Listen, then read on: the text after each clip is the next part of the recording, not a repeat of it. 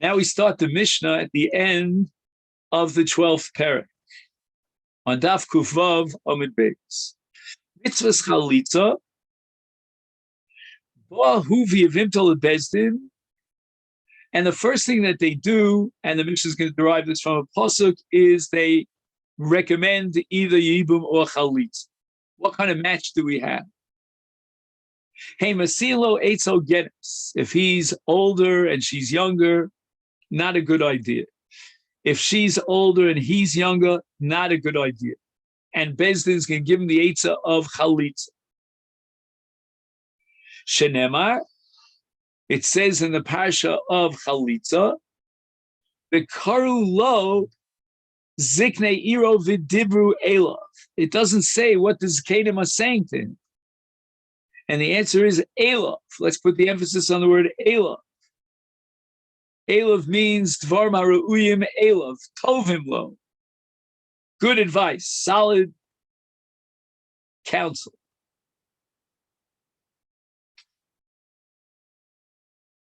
Now, if they accepted the Eitz of Bezdin, he omeres, at this point we start the process of Chalitza, made up of three segments. Number one, he, the Yevamot, starts with a declaration, and she says in front of Bezdin, Me'ein Yevami lahakim li achiv shem b'Yisrael o ava yab. Who and the Yavam responds, V'yomer lo chafatzti lekachta. Everything's in Lashon Kodesh, and that's stage number one. Then the Torah says, V'nigsha yevimpe lov li'enei askena v'cholza nalo me'al raglo. We're up to stage number two, and she takes off his now. V'yarka b'fanav. We're up to stage number three. She spits on the karka in front of him.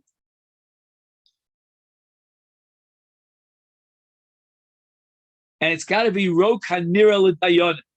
The Gemara is going to question why, but the Dayanim have to see the Rok. The answer, the Amra, Kacha Ye'asa Le'ish Asher Lo Yivne Es Beis Achim. Ad Kan Hayu Makri. Bezdin would be a Makri in front of the Yevamah and would tell her exactly what to say. But v'shehikra Rebbe Hurkinus Tachas Ha'ela, which is a tree, b'kfar etam, to a Yevamah,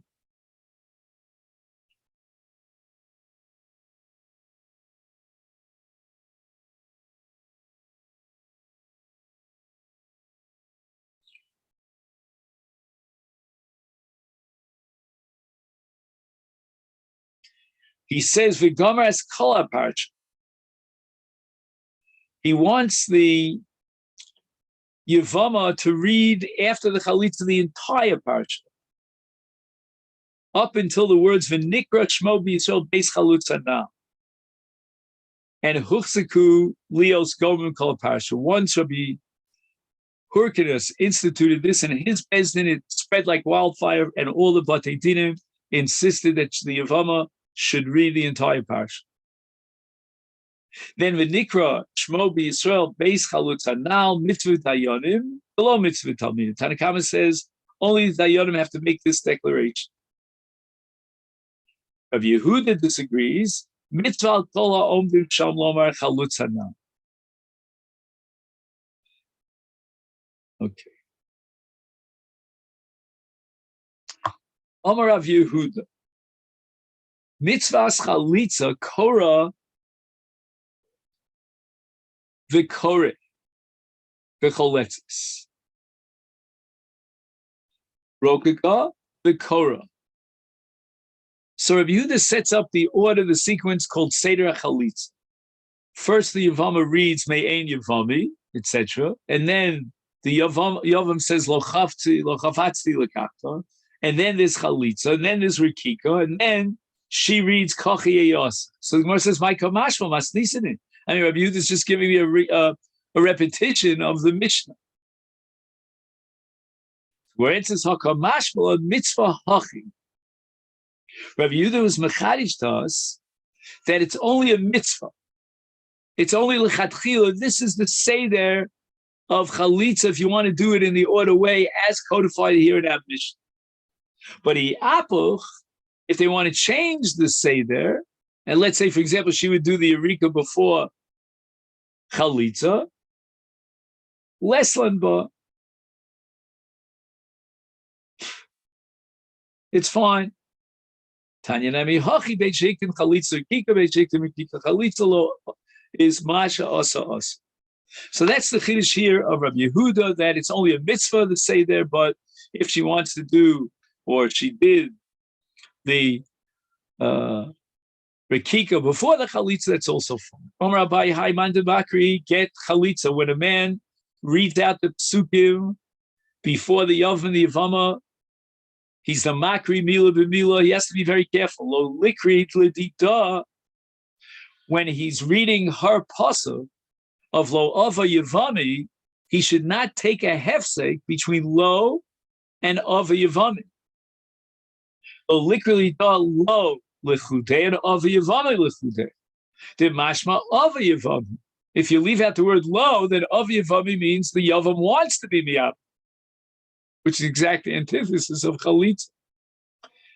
Elo lo ava yabni. In one fell swoop, the bezdin, the makri, should not allow any interruptions in those three words.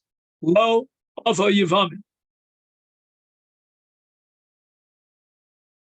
And now lidite. Now the makri who's feeding the yavam lo chafatzti lekachta lo likri lidite lo lechudei. He shouldn't take an interruption after he reads the word lo to hear the yavam respond lo, and then go on to chafatzti lekachta. The mashma chafatzti lekachta. It sounds like the exact opposite of chalitza, but rather chafatzti lekachta.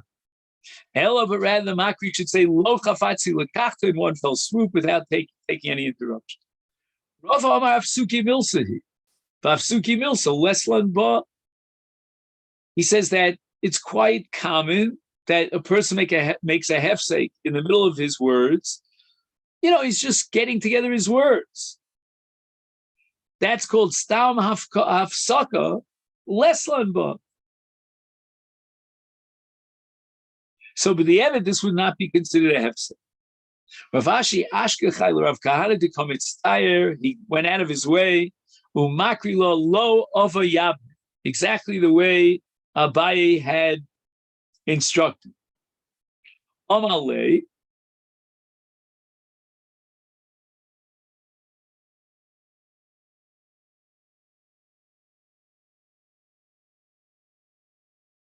I just want to get the name straight.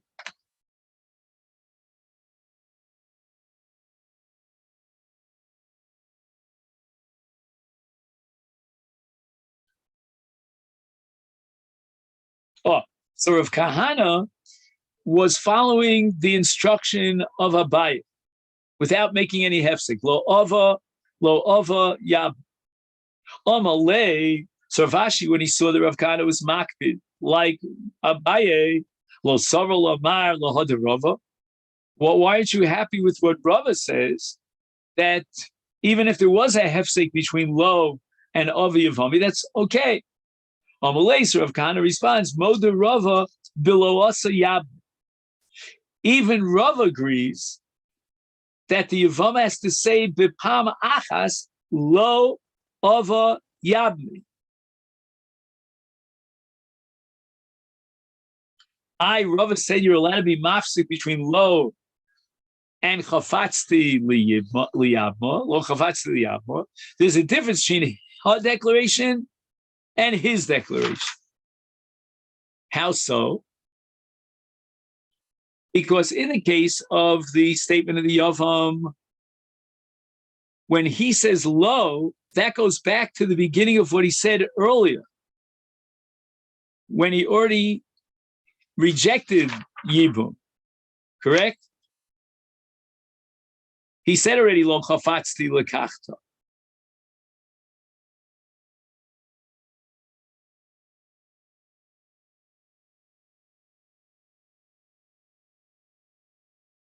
Let me just make sure I got that right.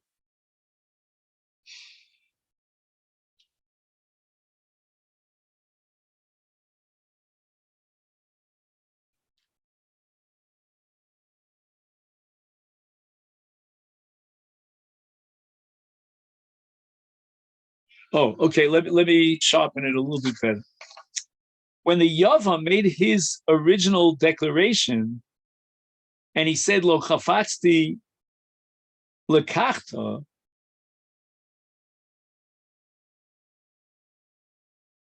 so he opened up with the word "lo." Well, what does the word "lo" mean? It's a dangling modifier. It doesn't attach to anything. What do you mean "lo"? So therefore, even if there was a hefsek, we know that "lokachti liyaba" fits in with "lo."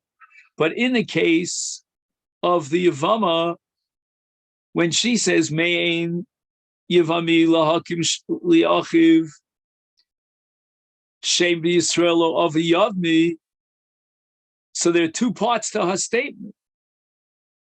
The word "lo" is in the middle of a long statement, and therefore you could use the "lo" going li'el, going back on the beginning of the statement. So unless she deliberately attaches the "lo" to Ava Yevami, then it could be that the "lo" is going back on what she said originally, Mein Yevami lahakim li'achiv shem b'Yisrael lo, double negative, lo mien, and he's ready Ava Yevami.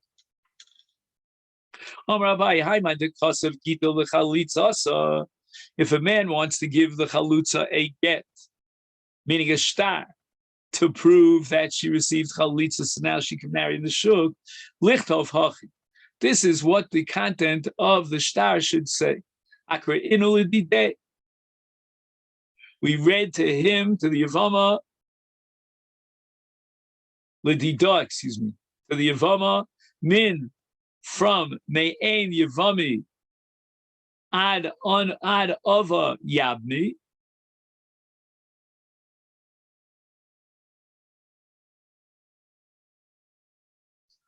So they shouldn't write the entire pasuk. And this is based on a law that we don't write more than 4 continuous words on a klaf that's not misurtat.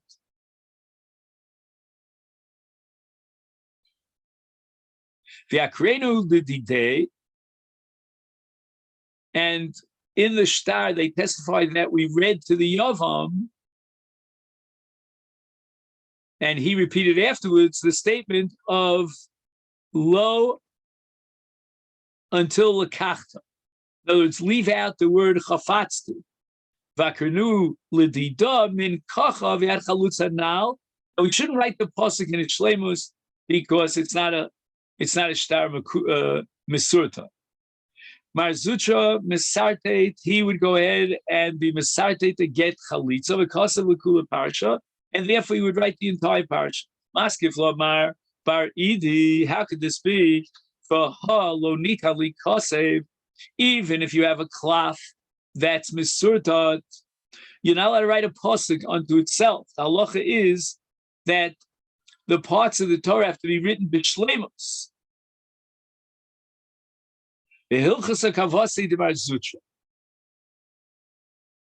But we do paskin like Mazutra that you're allowed to write in a get chalitza on misurtat a single pasuk without having to write the entire parsha.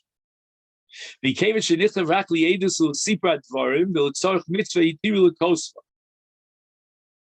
when we say you're not allowed to write a pasuk unto itself, here in the case of writing a shtar chalitza for the sake of the mitzvah of giving her edus and a valid testimony that she's no longer bound to her first husband, so that's called a tzarech mitzvah, and we're going to allow writing an entire pasuk. She spat, and the wind came along and blew the spit away. It did not land in front of the Yavam. Lo asasavalo klu. Nothing happened. There's not even a shemetz of a chalitza over here. She can marry one of the Achim. My timer. The Yarka Befanav. It has to be Befanav. So the roke has to pass over him in a way that he could see it. If, on the other hand, the rock was immediately lifted to the heavens by the winds, then that's not considered the Yarka Befanav. Hilkach, Hu Aroch, Vehi Gutza.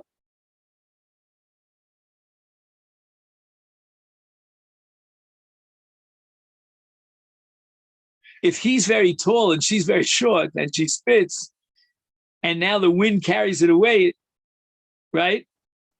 Is Koltasa Ruach. Just 1 second. Iko Befana.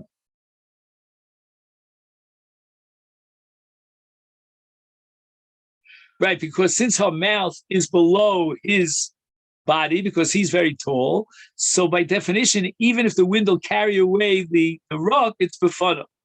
However, in the opposite case, he Arucha, she's a tall girl, the Hu Gutz, and he's very short, so her mouth is up on all the way on top, and then the rock was blown away by the Ruach, is Psula. That's going to be a Chalitza Psula, the Be'inan Ademoti Bahadi Ape, the Hadaraz. It must be that the rock would come in front of his face, and then afterwards it could go wherever it goes, and the wind could carry it away. But it has to go in front of his face. Omar Rava Achlot.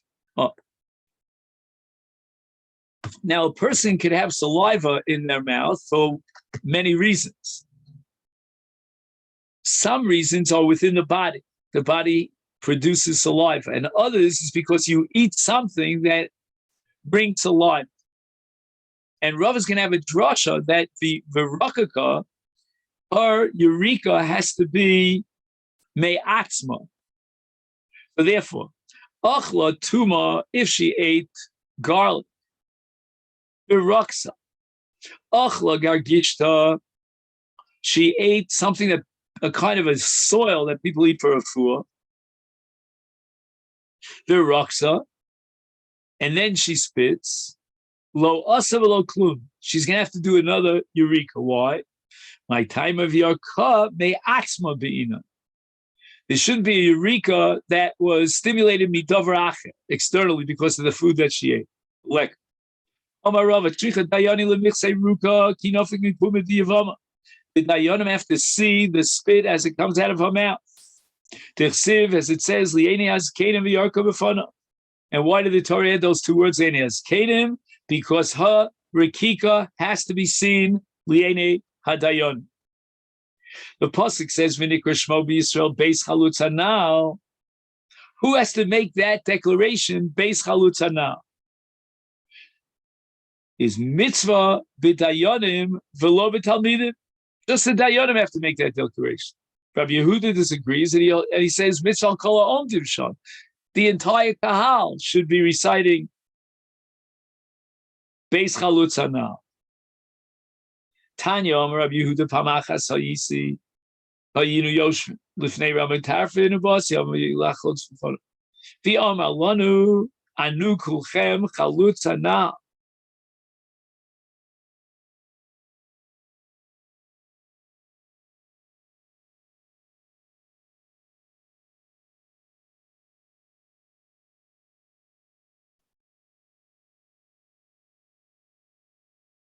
Tanya Rabbi Yehuda Pamachas Hayinu Yoshvin Lifnei Rabbi Tarfin Ubas Yevamot Lachlots. The Omar Lanu, after the Chalitza, Rabbi Tarfin instructed Anu Kulchem Chalutz Hanal, Chalutz Hanal, Chalutz Hanal. So he reflects the Shita Rabbi Yehuda in our Mishnah that mitzvah kol ha'omdim sham to declare Chalutz Hanal, and he requires that it be repeated thrice. In the footnote here, he writes about Tam. Why do they have to read it 3 times, declare it 3 times? Kidei lefarsem boshto shecholatz v'lo yibe. Like this is a matter of busha, that you did chalitza, not yibu. Even though in certain cases we're gonna compel him to do so. There's another shot here that chalutz hanal ke ovel, chalutz hanal ke menuda, chalutz hanal ke mored b'mitzvahs Sinai. Hadron alecha mitzvahs chalitza. Okay, then this is where we'll stop. I wish you a great day, and thank you so much.